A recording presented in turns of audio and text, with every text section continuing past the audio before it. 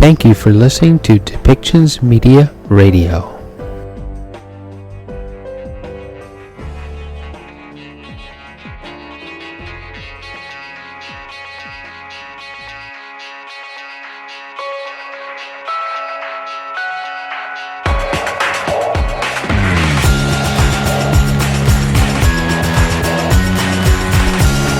Welcome to Policy and Rights, the show about government policy and human rights.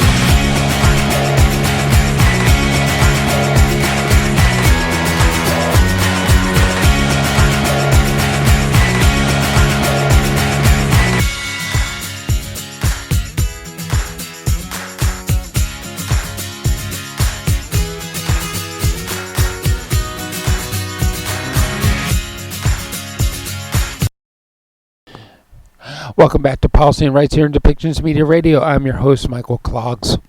In the next segment, we're going to hear statements made by the Liberal cabinet and ministers around what is going to happen in 2023 fiscally.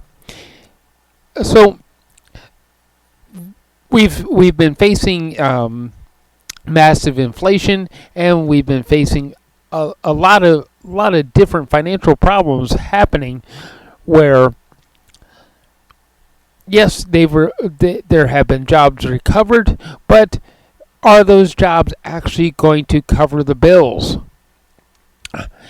There's still people that are facing evictions because, hey, they haven't been able to pay the rent because of the inflation in the cost of living that's surrounding it. We're paying, at least in our particular area, we're paying almost $2 a liter for fuel to gas up our cars so that we can get to work. How is that affordable? There's been a lot of unaffordable things happening in the past 6 to 12 months that could have been maybe prevented if the Liberal government had attempted to come up with ideas and fixes that were more than just throwing money at the problem, if they had truly examined what was going on. So, it appears that the country is, and the government is in a financial position where they are now realizing mistakes are surfacing and things are going very wrong for the people of Canada financially. And what is the Liberal government actually going to do about it? And they're saying that, no, everything is fine. Is it really fine when people are having trouble paying for fuel for winter, they're having trouble gassing up their cars, and getting to work? So, we're going to hear from Chrystia Freeland and other cabinet members as they tell us what the Liberal government is going to do in 2023 to help the Canadian people.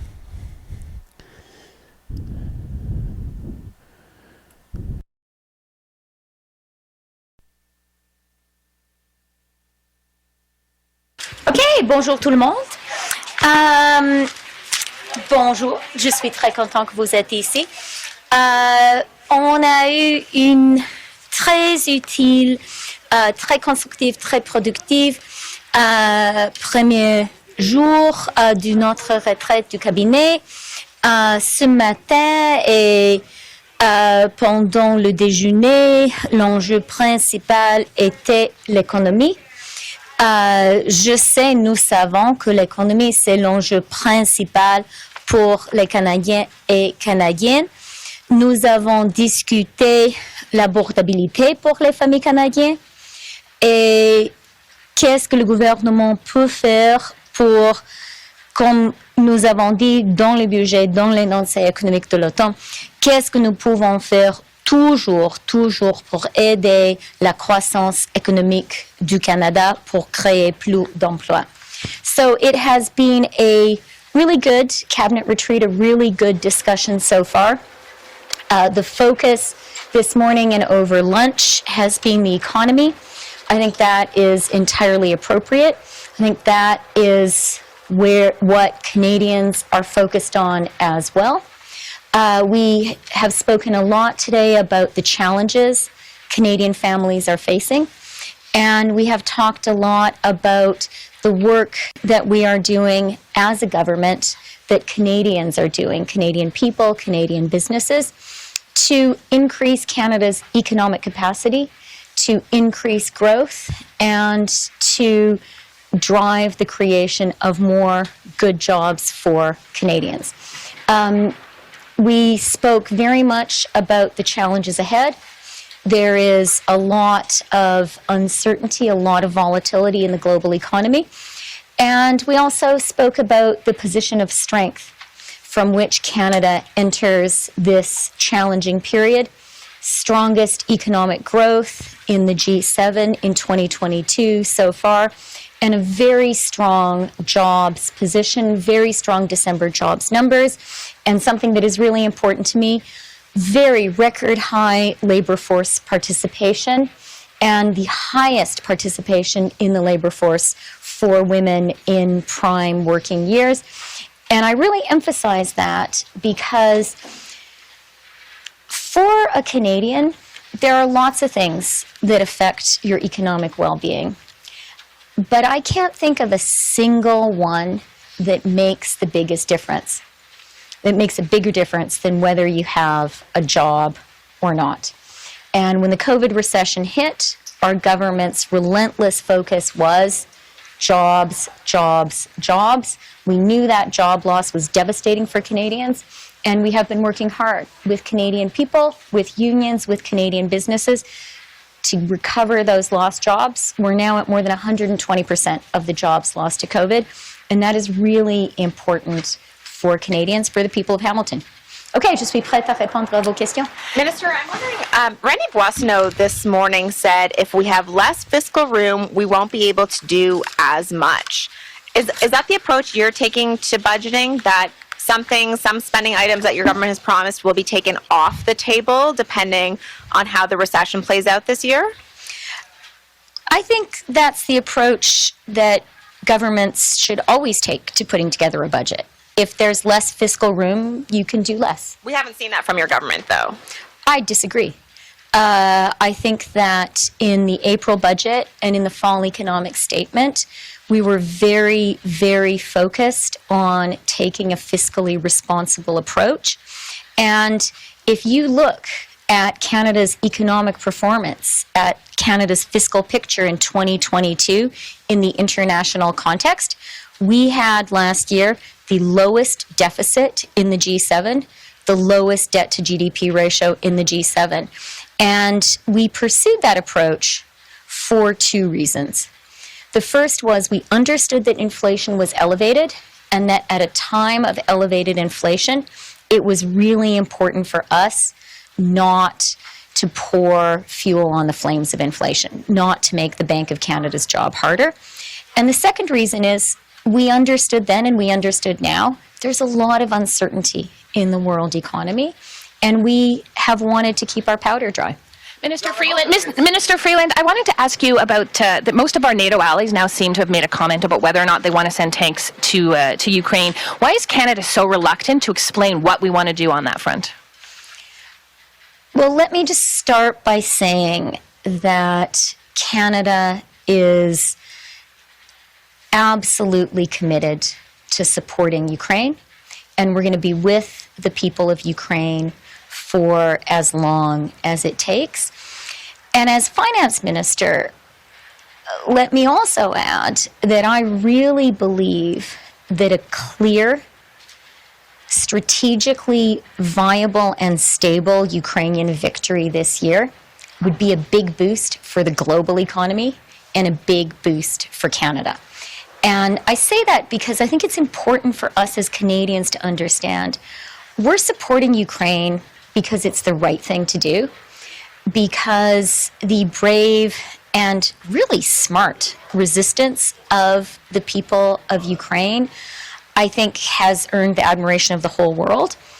But we are also supporting Ukraine because it is in our national interest to do so. I'd also like to remind people that on the financial front, Canada is, on a per capita basis, one of the leading supporters of Ukraine. And that economic battlefield is a very important one. Helping the Ukrainian government to be viable every day, to pay pensions to Ukrainians, to literally keep the lights on is important, and we're there.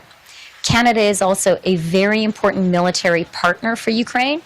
My colleague, Anita Anand, who is here and with whom I've spoken about this today and yesterday, and with the Prime Minister, has said that everything is on the table when it comes to supporting Ukraine. Minister Anand recently announced 200 Rochelles going to Ukraine, and we are going to continue supporting Ukraine because that's the right thing to do. À propos des risques, vous parlez des challenges ahead, des risques devant le Canada. Quels sont-ils? Est-ce qu'on parle d'une récession? Et j'aimerais ça vous entendre aussi en réaction à ce rapport là, qui a été publié sur le fait que vous avez sous-estimé, selon ce rapport, les risques de taux d'intérêt élevés, que ça vous enlèverait de la capacité pour financer des programmes canadiens. OK, deux questions. Alors, en ce qui concerne les risques, je vais parler du trois. Premièrement, c'est l'économie mondiale. Et vraiment, il y a beaucoup d'incertitudes autour de l'économie mondiale. Si on parle, par exemple, de la Chine aujourd'hui réouvre sa économie, comme nous avons fait, comme le G7 a fait l'année passée. On avoue qu'avec l'ouverture d'économie, après les lockdowns de COVID, il y a beaucoup de phénomènes difficiles à prévoir. Et c'est le processus qu'on a dans la Chine aujourd'hui. Alors, c'est un élément d'incertitude. Deuxièmement, aujourd'hui, nous sommes dans le troisième acte dans la récession du COVID, l'acte final. Et on a vu des actions des banques centrales très vite. Et c'est la première fois dans une génération qu'on a eu un phénomène comme ça. Et pour cette raison, c'est difficile à savoir précisément quel sera l'effet précis à l'économie canadienne. Et pour cette raison, pour raison de l'incertitude qui existe dans l'économie mondiale, je pense qu'aujourd'hui, c'est très important, plus important que jamais pour notre gouvernement d'avoir une approche responsable du côté fiscal. Votre deuxième question, je ne suis pas d'accord. Et si vous regardez l'énoncé économique de l'automne, on a mis dans l'énoncé économique de l'automne un scénario alternatif. Parce que même en automne, c'était évident pour nous qu'on a eu beaucoup d'incertitudes dans l'économie canadienne et l'économie mondiale. Et pour cette raison, on a inclus dans nos projections un scénario alternatif. Et comme vous savez très bien, mais il valent la peine d'expliquer pour les gens qui ne sont pas les journalistes, les économistes, le scénario de base dans notre énoncé économique de l'automne, ce n'était pas la création des fonctionnaires dans le ministère des Finances. Ce n'est pas la création des politiciens dans le ministère des Finances. Le scénario de base, c'est un scénario créé par la moyenne des prévisions des économistes dans le secteur privé. C'est objectif. Alors, on a pris ça comme le scénario de base, comme le Canada a fait maintenant pour 30 ans. Et c'est une pratique que je pense est importante pour l'indépendance, l'objectivité de nos projections. Mais c'était évident qu'on a eu un risque d'une économie moins forte. Et pour cette raison, on a publié un scénario alternatif. Et je pense que c'est important pour tout le monde de lire ce scénario, de voir qu'on était ouverte avec les Canadiens, que c'était une possibilité. Et on est prêt pour ça aussi. Minister, last year you talked a lot about how you needed to keep your powder dry, and you were keeping your powder dry. But all we're hearing right now is all the spending pressures heading into this year's budget on healthcare, on industrial subsidies, and potentially staving off an economic downturn this year. So is this era of keeping your powder dry over, and what does that mean for the fiscal track you laid out just in last year's budget? That is an excellent question. And let me offer you three perspectives. I do think, as I've said in response to earlier questions, that there is still a lot of uncertainty in the world economy. And that means that we do need to continue to take a fiscally prudent approach. We still do not know for sure how the plane is going to land. We do not know for sure how the COVID recession is going to finally play out. And we do have the reopening of China as a new international, I won't call it a wild card, but a source of real uncertainty. Could be upside, could be downside, maybe a little bit of both. So I think taking a fiscally responsible approach, it continues to be important, and I am glad that that is the approach we took in April and in the fall. And I do want to remind people, lowest deficit in the G7 last year, that is significant. Lowest debt to GDP ratio in the G7 last year, that is significant. Now, you've mentioned at the same time some real fiscal pressures. Health, the need to invest in the green transition, chief among them. And I would agree with you. Those are significant fiscal pressures, and those are also issues that Canadians are looking to us to respond to. When it comes to healthcare, I hear from people every day about the importance of maintaining something which I think all Canadians are anxious about and all Canadians are really proud of. And that is our universal healthcare system. And I think Canadians rightly expect provincial governments and federal governments to work together to make sure that healthcare system works. On the green transition, this is a once-in-a-generation moment. And either Canada seizes that opportunity, seizes our share of the new industrial global economy which is being built, or we get left behind. Now, when I frame the question that way, and I think that is the only way to frame the question, I think it has to be obvious to all of us that we must seize that opportunity. So some challenging things to all do at the same time, and that's the balance we're going to have to find in the budget.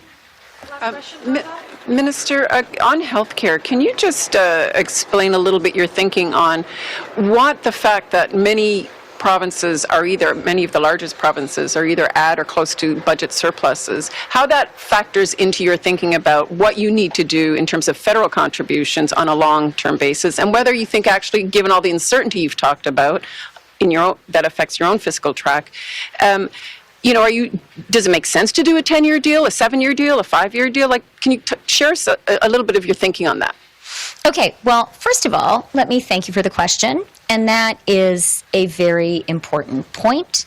Healthcare, of course, is a provincial responsibility, and we respect provincial jurisdiction in healthcare, and we also understand, as I think do Canadians, that with authority comes responsibility. The fiscal position of many Canadian provinces is very strong today. And I think Canadians, quite naturally and appropriately, expect provinces to use that fiscal capacity to support the healthcare systems that all of us depend on. Now, we committed in our campaign platform to doing our share to ensure Canada's healthcare system is strong. We will be faithful to those commitments. It's a promise we made to Canadians. And I think it's entirely appropriate for the federal government to play its role in ensuring that our healthcare system is strong, is stable, and has the capacity to deal with some of the new challenges of the 21st century. Okay. Merci The beaucoup. time frame?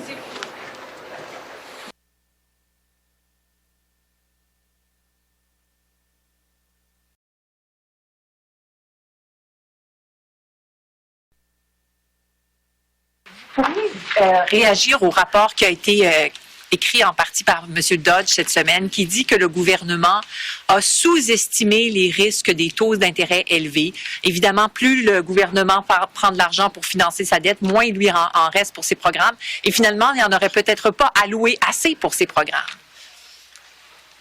Mais merci pour la question. Je viens tout juste de voir un rapport par Robert Asselin et qui a été fait en conjonction avec David Dodge, qui fait des analyses qui montrent les risques si les taux d'intérêt restent plus élevés, plus longtemps que prévu, que les marchés prévoient. C'est sûr que c'est sage de regarder les risques autour d'un plan fiscal. Et puis, je trouve que l'analyse est comme pour cette raison est utile. Est-ce qu'on va voir des taux d'intérêt plus élevés que prévu?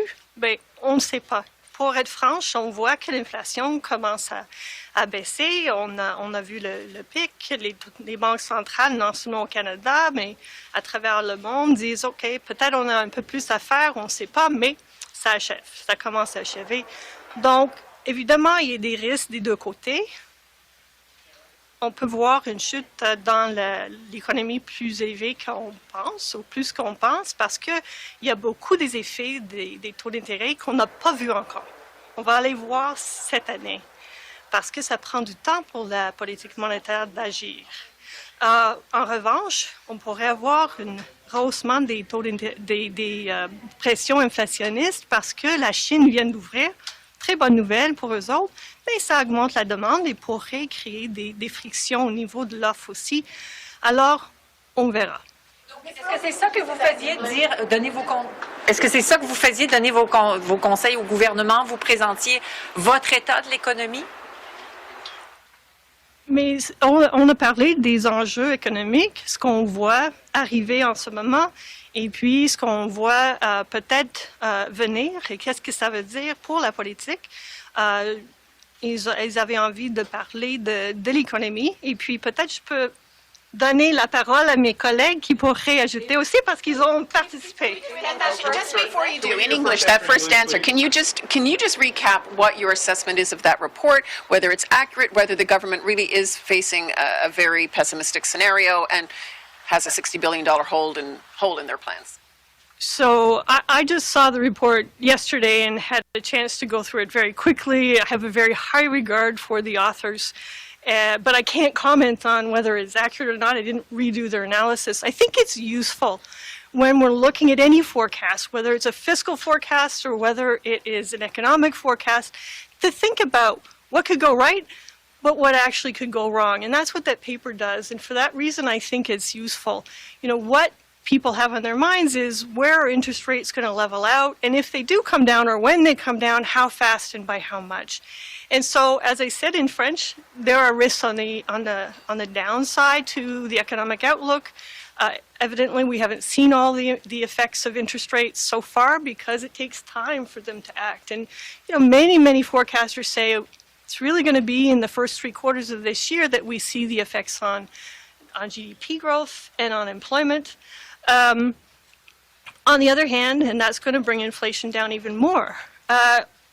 On the other hand, we see China opening, we see still some tightening in labor markets here in Canada, in the US, and in other countries. And so that could mean that inflation stays a bit higher or sticky at a level that's lower than it is today, but still higher than the 2% inflation targets that many of us have. And that because of that, interest rates will either have to rise more or stay higher for longer. I don't know. I don't do monetary policy anymore. I don't know but we'll see tomorrow what the Bank of Canada has to say. So what's your advice to Cabinet in terms of, how big a slowdown Canada's facing? Or never mind what your advice to Cabinet is. What's your advice to us about how big a slowdown Cabinet's facing? Sure. I won't share my advice to Cabinet, but I will share some of my thoughts. So I think, in the short run, as Carolyn just mentioned, there are some serious risks for the next year as the economy most likely scenarios, we hit a soft spot in the economy. That's going to impact interest rates, it's going to impact inflation, it's going to impact government revenues and the budget situation. So I think we ought to be aware of those short-run pressures. But at the same time, keep our minds on the long-run challenges that we face as Canadians, and that's things like the demographic pressures of an aging economy, and that's the long-run growth challenges as well. And so I hope all policymakers have a firm focus on those things and think about things that will grow the economy in the long run, while also keeping in mind the challenges we face over the next year. So given the economic headwinds that they're facing and the commitments they've made on a new healthcare deal which seems imminent and responding to the competitive challenge presented by the Biden administration's new policies, what's your sense, if you can, from all of you, on the fiscal room they actually have and their capacity to deal with that in the short term with these variables without making the fiscal and inflationary situation worse? Right now, as we look at the new commitments that are being made, we have to wait to see what comes out on the health accord. My suspicion is there's not going to be an awful lot up front on that. It's going to be a long-run deal such that it doesn't have as much of an impact over these short-run considerations. As I look forward to what should happen in 2023, I'm mindful of what happened in the UK in 2022, where they were a bit aggressive on the fiscal side, and it came into a mini financial crisis that they had in the fall of 2022. And so that just suggests some caution of going too far too fast on the fiscal side, because we are still in a situation where the Bank of Canada is paying attention to what happens on fiscal policy. If you go too far too fast, the Bank of Canada is going to simply ratchet things up and make the interest rate environment more challenging. So I think that's something we ought to keep in mind for policy in 2023 when it looks at government spending and revenue. Can we get you on that, Ms. Wilkins? Would you mind, please? Just giving us your sense of on the fiscal room that they have available with all of these stacking up priorities and the warnings they're facing? Well, I think Kevin covered it brilliantly. The only thing that I would add just on having a compatible fiscal and monetary policy stance that they kind of work in the same direction of getting inflation back to target, or at least don't offset each other. We did see in the UK, I'm on the UK's Financial Policy Committee, who had to do some programming to help manage that situation. You can just see how markets can react if it's overdone. I think Canada is very far from that kind of situation.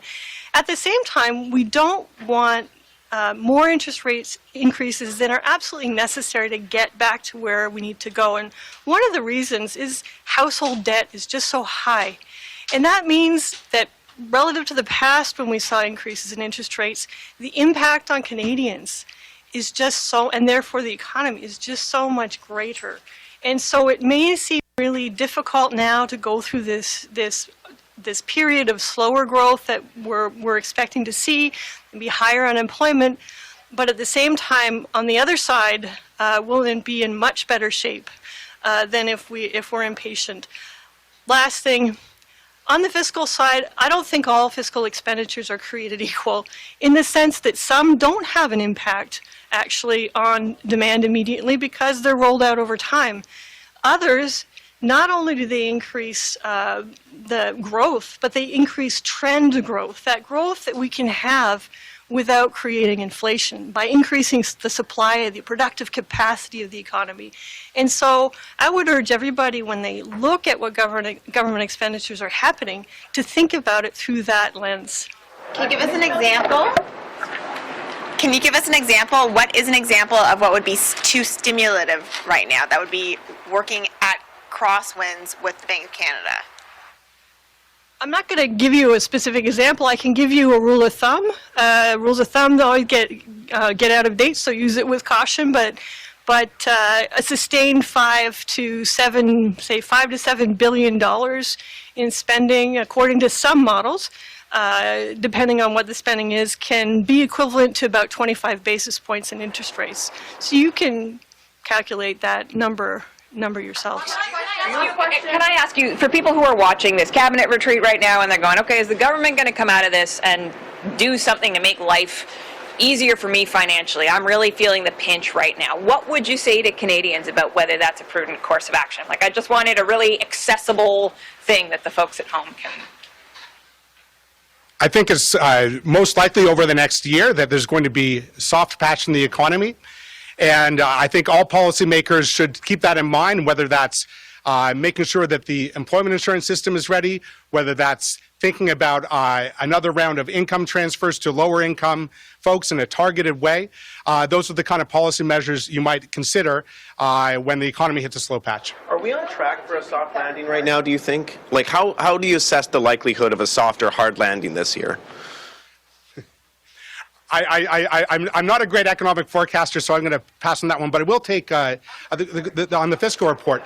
I agree with Carolyn that it's the authors have impeccable reputations, and I think it adds a lot to have different views of the economy out there. But there are a variety of views on the path of, say, interest rates in the future. I tend to take my guidance a bit from the markets. I see that the 10-year bond yield is still under 3%. So that means that over the next 10 years, the market kind of expects interest rates to be in the neighborhood of 3%. That's not something that really sets off my fiscal alarm bells, perhaps as much as the authors of the report. Their focus on expenditures and making sure that expenditures are well managed is advice I would give to any government.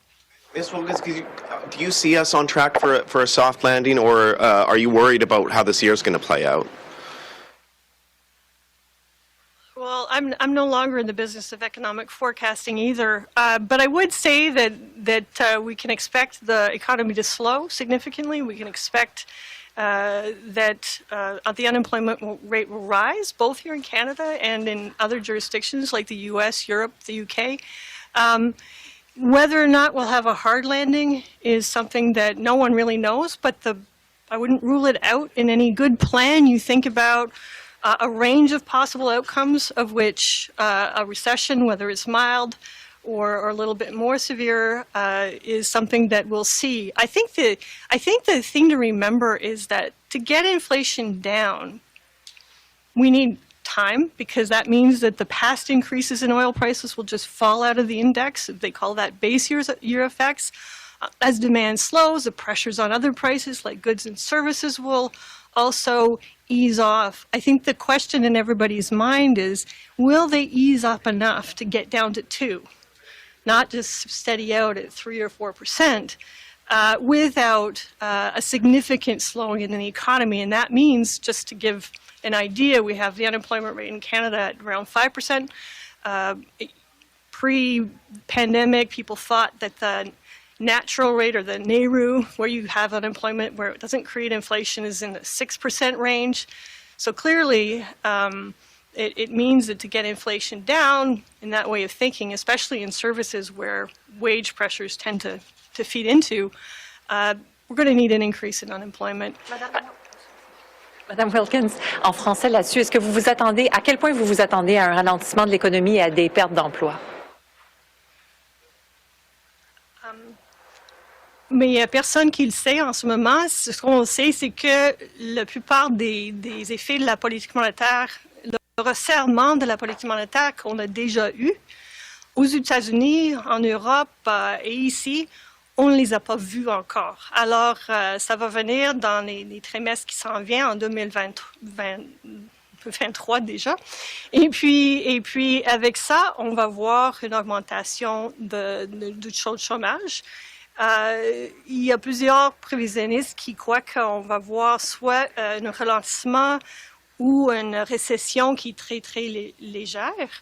Et puis, les deux sont une possibilité. Ce que je crois, c'est qu'il y a des risques qu'on voit un peu plus que ça, étant donné les pressions inflationnistes qu'on voit encore, et aussi le fait que surtout au Canada, on a une population qui est tellement endettée que chaque augmentation de taux d'intérêt morde un peu plus qu'avant. I think you also clarified that last point you made about we're going to need an increase in unemployment to make sure that the kind of inflation doesn't feed in, wage pressures don't feed into it. Can you just clarify what you mean by that? Because that kind of sounds like pretty bitter medicine. Like, Canadians, get ready. We need you to be jobless in order for us to get our act in order. It does sound like bitter medicine, and I don't intend to say it in a cold way. The reason I said it is because a lot of the inflation that we see today is because of supply issues, because of past increases in energy prices, and those are coming off, which is very, very good news. There's still a portion of inflation that's seems to be due, according to the studies, to some tightness in some parts of the labor market that are causing increases in wages, or could cause future increases in wages that may keep too much upward pressure on inflation. And so to ease that off, we need to ease off the pressures in the labor market. And typically what that means is a little bit more unemployment. So far, what I see in the forecast isn't a massive increase in unemployment in Canada. It's a lot worse in countries like the UK, for example. But there is some, I think the good news here, if there is any, is that some of that easing of the labor market could come from just companies doing less search for new employees. So those vacancy rates or vacancies, job vacancies that we see are very high. As those come down, that will also help ease pressures on inflation and take a little bit of the pressure off the need for the unemployment rates to rise, as much as it might have had to do in the past when we saw inflation get as high as it is today. Thank you. Merci beaucoup. Hey, AC.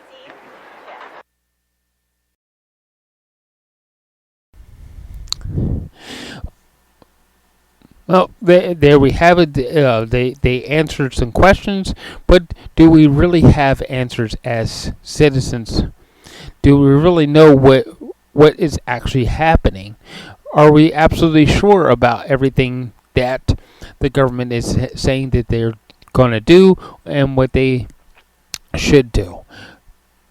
There's a lot of uncertainty. There's still a lot of gaps to be filled in, and there's still a lot to be done, a lot of work to be done in order to put Canada on stable ground. So I want to thank everybody for listening, and for finding that subscribe button wherever it may be on your computer screen or your phone, so that you get continued updates from us here on Policy and Rights and at Depictions Media Radio.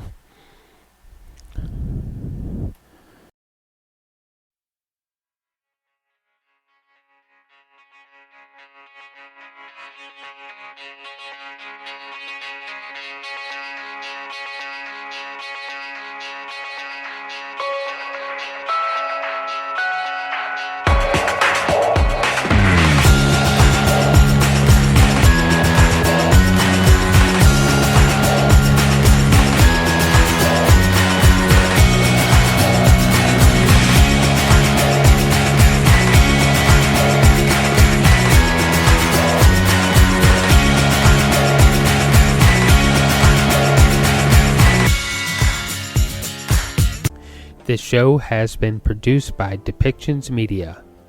Please contact us at depictions.media for more information.